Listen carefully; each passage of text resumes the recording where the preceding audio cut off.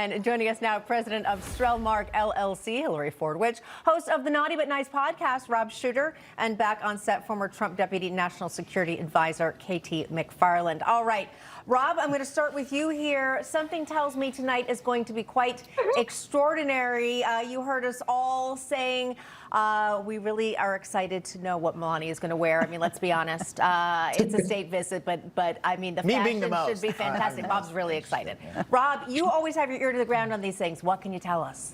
Yeah, I spoke to several stylists and they told me that Melania has gone all out for this trip. She always looks great. However, extra effort has been put into this. One insider even told me she is going to compete with the late, great Princess Diana, who was known for her fantastic fashion. Remember her at the White House dancing with John Travolta? This is going to be the British version of that with the First Lady. So everyone's very excited about what they are going to be wearing tonight. And just to give you some indication, this is the hottest ticket in London.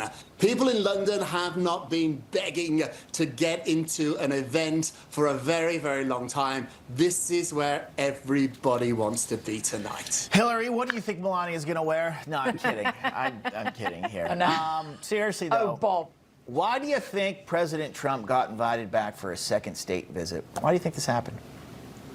I'm so glad you're asking me an actually really sensible question. Thank you, Bob. I think that he was invited back because the special relationship needs to be strengthened. There isn't a closer alliance actually in the world. You can actually see all these other nations, jostling around trying to build alliances, but we have been together as nations through thick and thin, through war, through peace.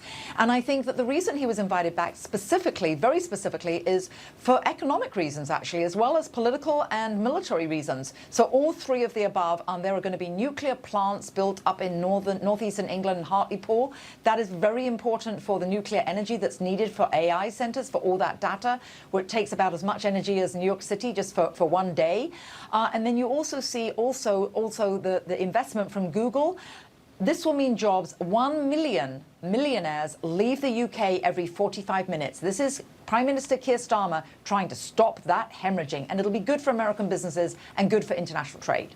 Katie, I know you lived in London for a while. You're familiar with all of that era. What will you be looking for? And don't even tell me that you don't care about the fashion, because you and I talked about it. Of course I care about the fashion. And look, I mean, having worked with the First Lady in the first term, she cares about it too. And she really pays great attention to what she's wearing, and she honors the country if she's having a state visit, if she's going to another state in the United States. She wears something that is a nod and an honor to them. And for example, when she had a state dinner with the Australians, she wore the Australian national colors in her evening gown. When she got off the plane yesterday in London, what was she wearing? A British Burberry raincoat. So she thinks about it. She really speaks through fashion.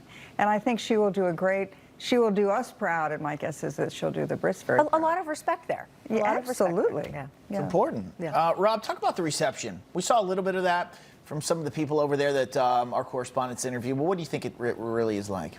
Yeah, I think that it's always going to be a mixed reception. It doesn't matter who you are, what side you're on, what opinions you have. People always have different views, so there is a bit of pushback there. But overall, I think that this is really very positive. The Brits that I've spoken to today on the ground are very excited about this. And if I can just jump on a former question you asked, one of the reasons that this is happening is not just economic advancement for both countries. Both countries have always wanted that. King Charles likes President Trump.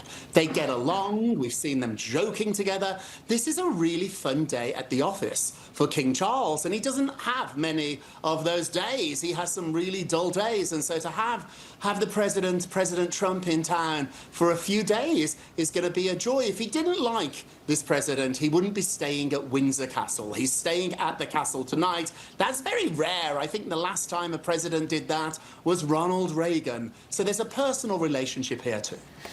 All right.